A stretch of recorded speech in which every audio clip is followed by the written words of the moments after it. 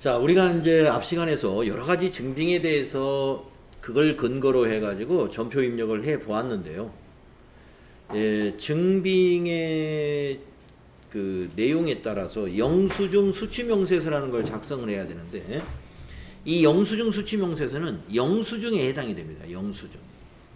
그러니까 영수증이라는 것은 옛날에는 간이 영수증이라고 그랬어요. 근데 지금은 뭐 간이 영수증이라는 표현을 안 씁니다. 그냥 영수증이라고 되어 있는데, 영수증을 보시게 되면은 공급자가 누구인지는 나와 있는데 공급받는 자가 누구인지 안 나와 있어요. 그러니까 우리가 아까 봤던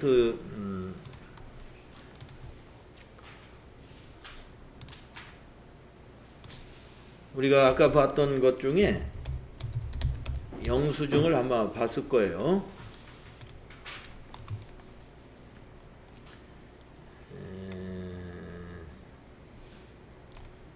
영수증.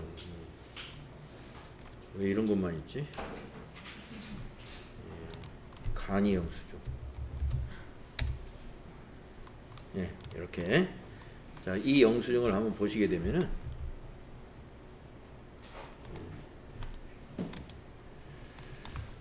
자, 위에 지금 영수증 이렇게 써 있는 겁니다. 여기가 거래처예요. 여기가 누구누구 귀하. 예를 들어서 상하타 컴퓨터하고, 우리가 만약에 영수증을 어디서 발급받았다 그러면 저기에 상하타 컴퓨터하고 귀하, 그것도 안 써주죠. 거기 또 안 써주고 그냥 여기에 무슨 식당, 예, 경기도 이천시 뭐 창전동 몇 통, 여기 대표자 아무개, 업태, 예, 뭐 식당, 그리고 몇 년 몇 월 며칠, 금액 2만 원. 이게 밥 먹고 나서 영수증 해주세요 그러면 이거를 만약에 해줬다. 지금은 뭐 이거 귀찮으니까 이거 안 하고 다 포스 시스템이 있어가지고 돈 내면 그냥 바로 현금 영수증 바로 발급을 해주죠. 시스템이 잘 돼 있는데, 현금 영수증은 영수증 수치명세서 안 씁니다. 신용카드 매출전표도 안 씁니다. 그런 거는 해당되지 않고 요것이 해당이 돼요. 그러니까 이 영수증 여러분들 뭐 별로 요즘에는 별로 아마 보기가 힘들 거예요. 이런 영수증이. 그런데도 불구하고 이러한 영수증을 발급받은 거래에 대해서 어떤 거래는 영수증 수치명세서를 작성해야 되느냐, 그걸 우리가 알고 가겠습니다. 자, 증빙이라는 것은 거래 상황에 대해서 객관적으로 입증이 가능한 증거 서류를 말하는데, 일정 사업자와 거래 건당 3만 원을 초과하는 지출 거래 시에 정규 서류를 수취해야 하는데, 여기서 정규 서류는 영수증이 아닌 거예요. 뭐냐면은 세금 계산서, 계산서, 신용카드 매출전표, 현금 영수증, 이 네 가지가 정규 증명 서류입니다. 여기서 지금 영수증은 빠져 있잖아요. 아까 보여준 그 영수증. 자, 그래서 3만 원 초과 거래는 정규 증명 서류를 수취해야 됩니다. 그런데 그러지 않은 경우, 수취하지 않은 경우에 지출 증명 미수치 가산세 거래 금액의 2%를 법인세 신고할 때 납부하도록 하고 있어요. 법인세 신고는 3월에 하거든요. 3월에. 그러니까 법인세 신고할 때 가산세로 이 부분을 챙겨서 납부를 해줘야 돼요. 그러니까 법인에서는 일부러 이거 뻔히 알고 있는데 가산세를 내고 싶은 회사가 어디 있겠어요. 그러니까 쪼개기 해가지고, 만약에 그 거래처하고 거래를 했는데 그 거래처는 영수증밖에 못 해준다는 거예요. 근데 거래 금액이 10만 원이야. 그러면 3만 원 초과가 안 되게끔 3만 원짜리 3개에다가 만 원짜리 하나, 3만 원, 3만 원, 3만 원, 만 원 하면 합치면 10만 원이네요. 그렇게 영수증을 받아와라, 이렇게 하고 있죠. 하여튼 가산세를 안 내려면 그렇게라도 해야 됩니다.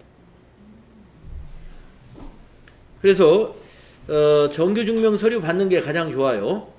세금 계산서나 계산서나 신용카드 매출전표나 현금 영수증. 그러지 않았을 때 3만 원 초과 거래인데 이러지 않았을 때는 가산세 대상이다.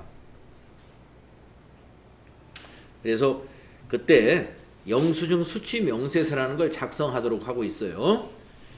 그러면 영수증 수취 명세서의 작성을 우리가 할 줄 알아야 되겠는데요.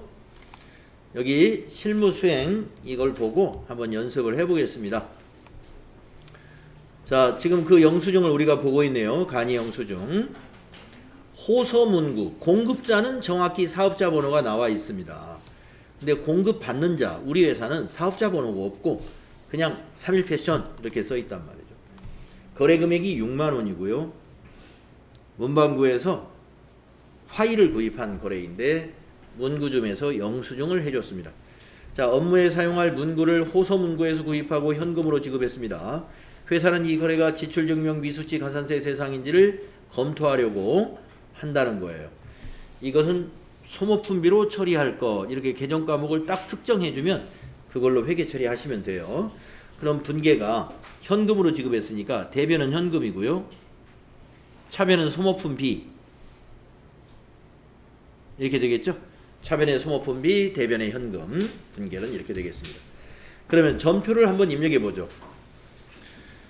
4월 2일로 전표 입력하겠습니다. 자, 일반 전표 날짜를 4월 2일로 바꿔주시고요.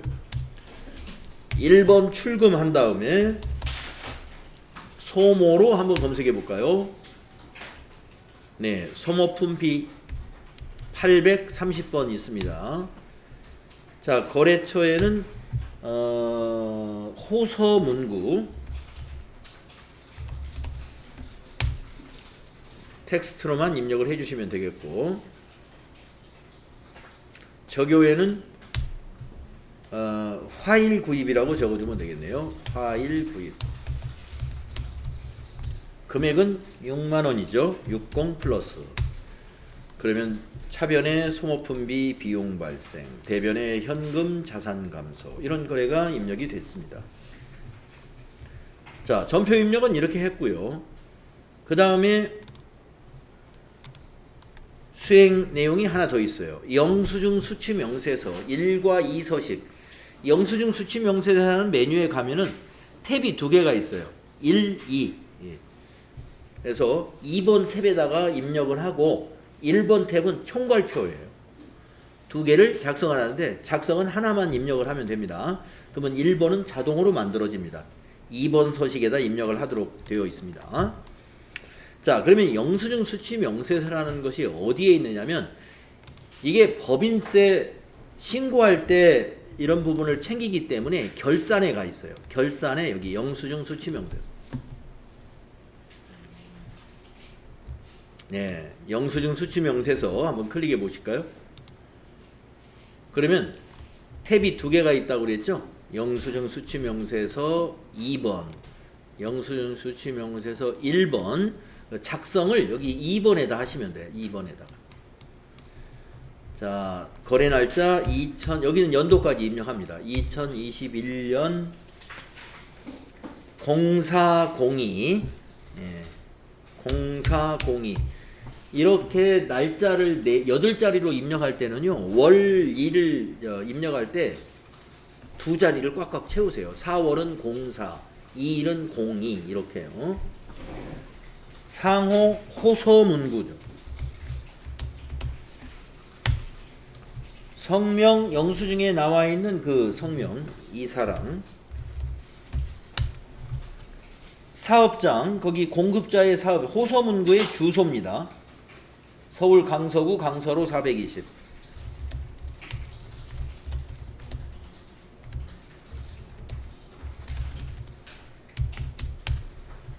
사업자 번호, 예, 호서문구의 사업자 번호를 입력하는 거예요. 하이폰 빼고 숫자만 입력하죠. 301331652로. 거래 금액 6만원.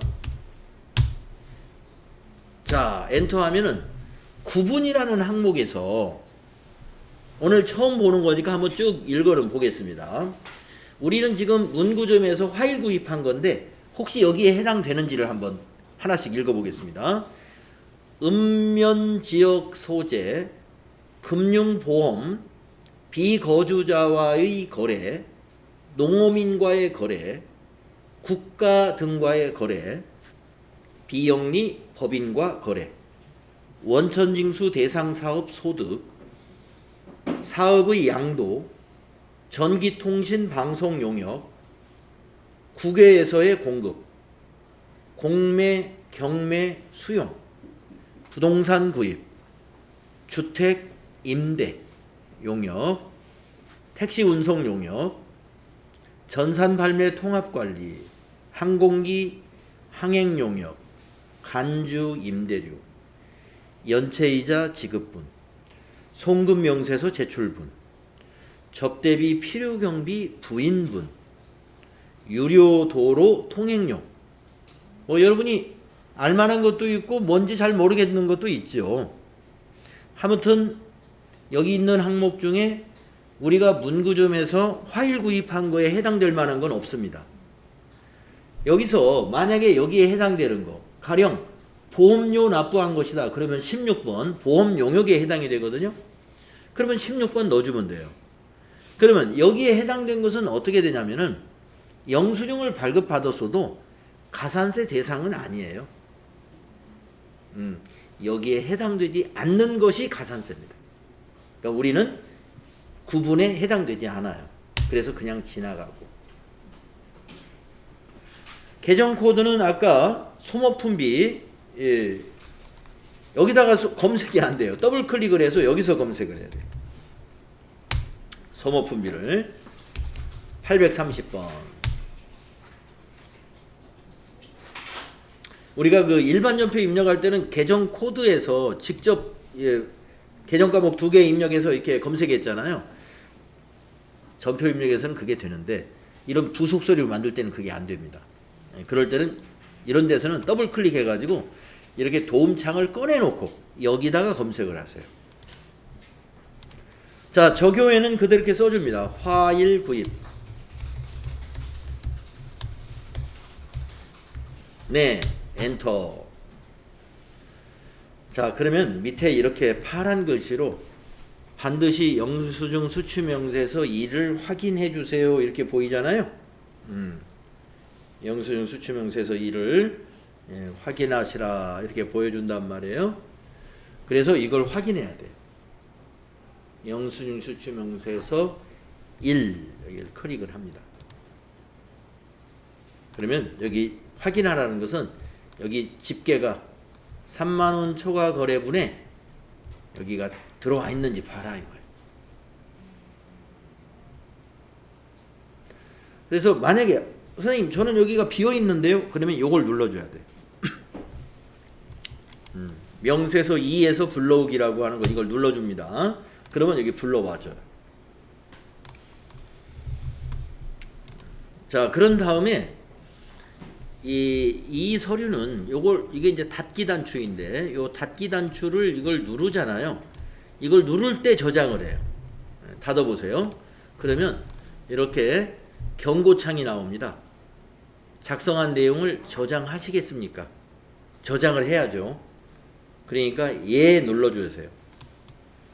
예, 꼭 닫을 때 이렇게 해서 닫아야 됩니다. 시험 문제에서 영수증 수취명세서 작성하세요. 그러면 이렇게 작성하고 나서 닫기 탭 눌러서 저장까지 마무리하셔야 제대로 된 거예요.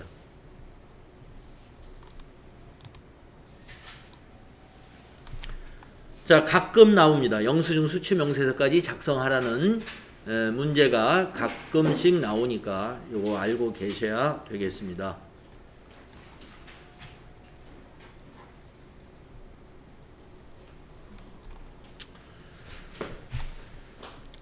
자, 그러면 우리가 지금까지 연습한 것이 뭐냐? 전표 관리에 관한 거였어. 그 중에서 일반 전표. 전표 관리의 일반 전표 관리에 대해서 우리가 공부한 겁니다. 다음 단원에서 나가는 것도 전표 관리는 전표 관리인데 제3장에서는 자금과 관련된 전표들만 연습을 하게 됩니다. 자금 관련 전표들만 연습을 한다.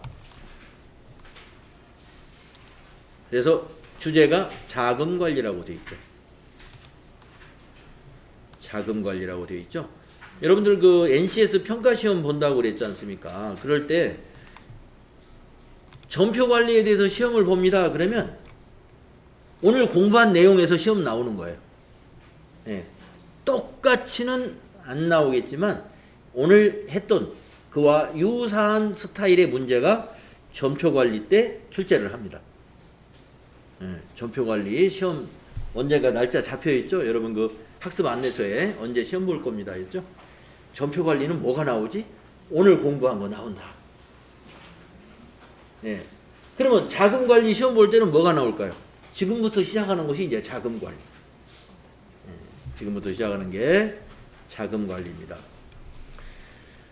예, 여러분이 전표관리를 공부할 때 뭐 여유 있게 잘 이해가 됐다면 자금관리도 결국에 전표 입력하는 거라고 그랬죠.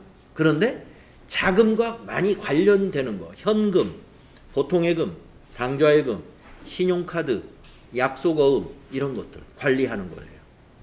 그래서 전표 관리보다 조금 더 복잡해질 수는 있습니다. 자금 관리라고 하는 추가적 사항들이 좀 있기 때문에 다른 보조 장부까지 같이 학습을 해야 되는 거죠.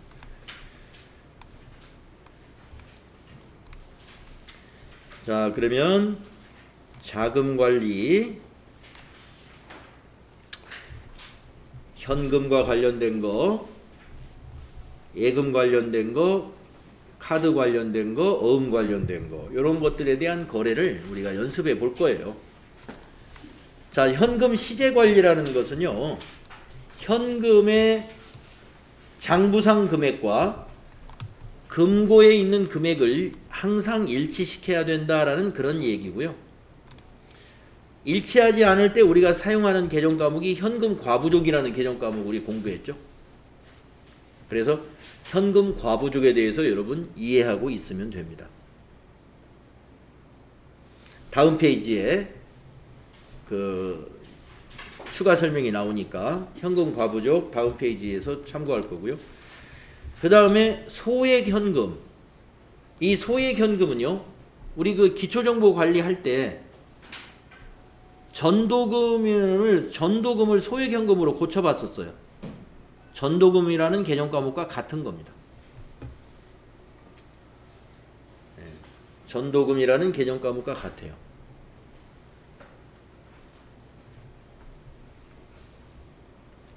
그래서 이 소액 현금 부분이 우리 책에서는 요 세 줄인가요? 이렇게 설명을 하고 더 끝나버렸어요. 근데 NCS 평가 쪽에 가면은 소액 현금 제도에 대해서 평가하라 이렇게 되어 있거든요.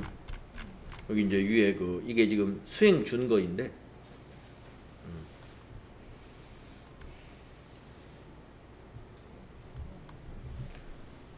현금 관리에서 회계관리 규정에 따른 소액현금 업무를 처리할 수 있도록 해라 이거예요. 근데 소액현금에 관한 예제 문제가 우리 수험서에 하나도 없습니다. AT 시험에서는 문제를 안 내니까. 그래서 제가 자료를 하나 만들었어요. 소액현금에 대해서 예제 자료를 만들었으니까요. 그걸 인쇄해서 여러분에게 드릴 거고요. 지금 하는 내용을 제가 설명드리고 여러분에게 인쇄해서 나눠줄 겁니다. 자, 소액현금 제도는 지점 등에서 필요한 금액의 현금 지급 한도를 정해놓고 현금을 전달하여 지점 등에서 현금 결제를 용이하게 할 수 있도록 하며 일정 기간 후 증빙 혹은 사용 내역을 보고하여 그 금액만큼 보충해주는 제도이다. 이게 전도금 제도입니다. 소액현금과 같은 거예요. 전도금은.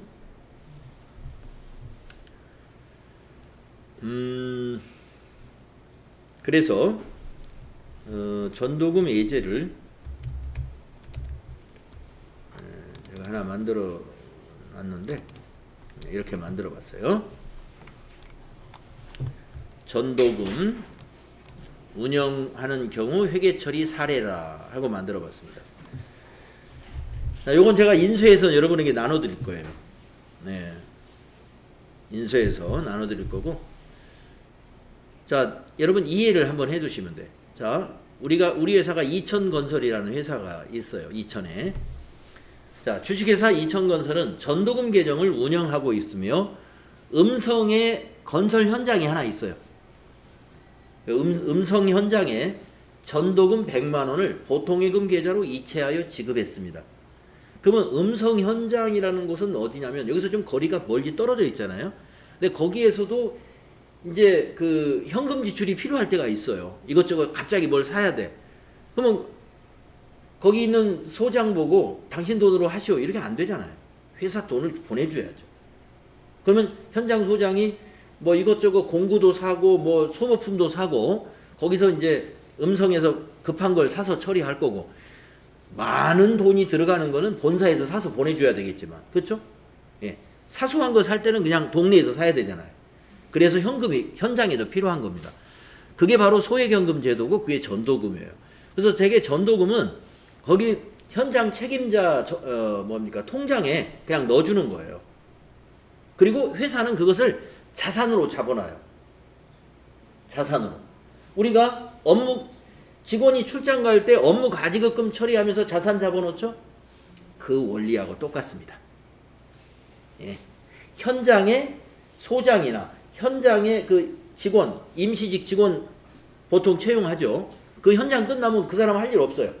예. 만약에 뭐 현장 사무소 3개월 근무자 뭐 찾습니다. 이런 거 구인 광고에 보이죠. 그 현장이 유지될 때만 직원을 쓰고 그 현장 일 끝나면 그냥 그 기간제예요. 그런 거예요. 그 직원에게 통장에 넣어주는 거예요. 자, 그래서 100만 원을 이체할 때 여기 이천건설 본점에서 이렇게 회계 처리합니다. 차변의 전도금, 거래처는 음성 현장. 우리가 업무 가지급금 지급할 때 가지급금 거래처 아무개 이 원리하고 똑같아요. 그리고 대변의 보통예금. 보통예금 어느 은행에서 이체시켰다. 자, 이것이 첫 번째. 전도금을 송금해 줄 때 회계 처리가 되겠습니다. 그러면 두 번째. 어떤 일이 벌어지냐면 이제 음성 현장에서 그 돈을 가지고 이것저것 씁니다. 그래가지고 이제 60만 원 정도 돈이 썼어요. 그러면 이제 40만 원밖에 없으니까 본사에다가 영수증을 첨부해가지고 그 사용 내역을 본사로 보내줍니다. 그러면 본사에서 이걸 회계 처리해줘요. 그리고 그 60만 원을 다시 보충해줍니다. 다시 지급해준다 이거예요. 그러면 두 건의 전표를 회계 처리해야 돼요. 두 건의 전표는 뭐냐? 그 영수증 들어온 거 비용 처리하는 거 하나에다가 다시 돈을 보내는 거 요거 요 보내는 걸 또 하나 해야죠. 그래서 그 회계 처리하는 걸 보면은 이렇게 한다는 거예요. 지금 영수증을 가져왔는데 이렇게 가져온 거예요. 직원 회식하는데 20만 원 썼고 우편 요금으로 10,000원을 사용했고 거래처 접대하는데 39만 원 사용했다. 이렇게 영수증을 보내온 거예요. 합치니까 60만 원이에요. 그러면 차변의 비용 처리를 이렇게 합니다. 직원 회식 때는 복리후생비로, 우편 요금은 통신비로, 거기에 맞는 개정 과목으로 비용 처리하는 거죠. 거래처 접대비는 접대비로. 그래서 비용을 복리후생비, 통신비, 접대비로 맞게끔 여러분이 회계 처리하시면 돼요. 차변의 비용 발생시키고 대변은 이 전도금이라는 자산을 감소시키는 거예요. 60만 원 이제 써버렸으니까. 그죠? 없어졌어요. 자산 감소. 그리고 다시 보통예금으로 이체 지급하는 것도 회계 처리해야죠. 그건 이거예요. 다시 또 60만 원을 음성현장 소장 통장에 넣어줬습니다. 그러면 차변에 전도금 음성현장 60만 원. 다시 자산 증가시키고 대변에 보통예금 60만 원 자산 감소. 이것이 계속 그 현장의 공사가 끝날 때까지 계속 이게 반복되는 거죠. 이것이 소액연금 제도의 회계 처리입니다. 전도금의 회계 처리. 그래서 제가 시험 문제를 낼 때 이것하고 똑같이는 안 내는데 아주 비슷하게. 그래서 이 세 가지 개정, 이 세 가지 처리를 할 줄만 알면 다 맞출 수 있어요. 그래서 전도금 운영은 이렇게 하는 것이다. 알고 계셔야 됩니다.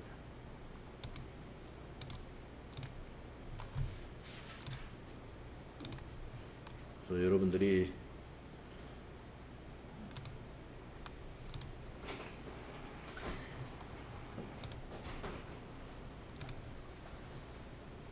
우리가 11명이죠? 왜 안 바뀌지?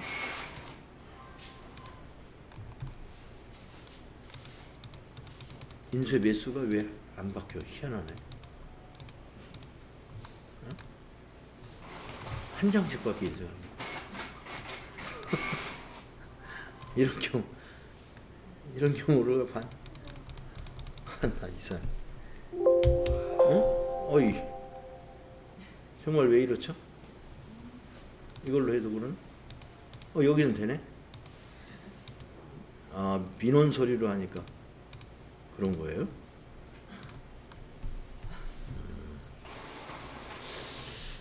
프린터 드라이브.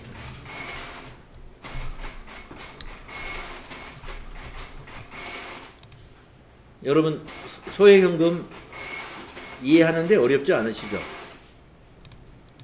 네. 요거 이해해 두셔야 됩니다. 자, 그러면 지금 인쇄된 것은 여러분이 오늘 수업 끝나고 가실 때 여기다 꺼내놓으면 한 장씩 가져가시면 돼요. 책에다 잘 꼽아놨다가 시험 보는 날 이거 보고해도 됩니다. 잊어버리면 안 돼요. AT 시험 볼 때는 이건 안 나와요. 그 NC에서 평가 시험 할 때 나와요. 자, 그 다음에 현금 과부족에 대한 거 여러분 여기 우리 그 이론 공부할 때 여러분 이미 공부했었어요. 장부상 현금은 10,000원인데 실제 현금이 30,000원이더라. 그러면 20,000원이 현금이 과잉한 거죠. 현금 과잉이면 어떻게 해야 돼요? 현금을 입금 잡아야죠. 실제 현금이 많으니까 장부가 지금 누락된 거예요. 예, 돈은 거짓말을 못합니다. 현금이 지금 분명히 실제 상황이에요. 금고에 돈이 20,000원이 더 많다. 그러면 장부를 고치는 거예요. 그래서 입금 잡아라. 입금 잡는 건 뭐예요? 현금 차변에 기록해야 돼요. 그런데 대변에 무슨 내용을 입금했는지 알 수가 없는 거죠. 그때 임시계정으로 쓰는 게 현금 과부족입니다. 그런데 결산 때까지 안 밝혀졌다고 한다면 입금은 잡아놨는데 이유를 알 수가 없었어요. 그러면 그거는 자비익 처리하면 돼요. 현금 과부족은 없애줘야 돼. 차변에 와서 없어지고 자비익 처리한다. 요거 꼭 기억하세요. 네, 시험 문제 나와요. 이것도. 현금이 많습니다. 실제 현금이. 그러면 차변에 현금 잡아주세요. 원인을 몰라요. 대변에 현금 과부족. 근데 결산일이 되었는데 12월 31일 현재까지도 그게 무슨 이유였는지를 밝힐 수가 없었어요. 그건 자비익 처리하십니다. 그리고 차변에 현금 과부족을 기록해서 현금 과부족을 제로로 만들어줘야 돼요. 잔액이 보이도록 하면 안 됩니다. 그 밑에는 반대의 경우입니다. 현금이 부족할 때 이유를 몰라요. 그러면 현금이 분명히 없어졌겠죠. 그러니까 대변의 현금 출금으로 처리합니다. 출금으로. 근데 이유를 모르니까 차변에 현금 과부족 적어놔요. 근데 결산 때까지 원인을 못 찾았어요. 그러면 현금 과부족 대변에 없애주고 이것은 잡손실 처리합니다. 요거 꼭 알아두시고. 자, 현금 출납장. 현금의 입금과 출금을 쭉 날짜별로 기록해 나가는 보조장부인데 자동으로 이미 우리가 입력한 거에 의해서 다 기록이 되어 있습니다. 일개표, 월개표. 이것도 우리가 이제 이 현금 시제액을 여기서 확인할 수가 있어요. 현금과 관련된 거래 내용만 별도로 여기에서 일개표, 월개표가 따로 집계도 하고 있습니다. 그래서 일개표, 월개표 보는 방법을 우리가 이제 요 단원에서 실습을 해볼 거예요. 그래서 다음 시간에 여기 수행 내용 여기서부터 현금 시제 관리에 관해서 현금 출납장 또 일개표 월개표 이런 것들을 보면서 좀 장부를 보는 요령을 우리가 습득하도록 하겠습니다. 다음 시간에 여기서부터 하겠습니다. 네.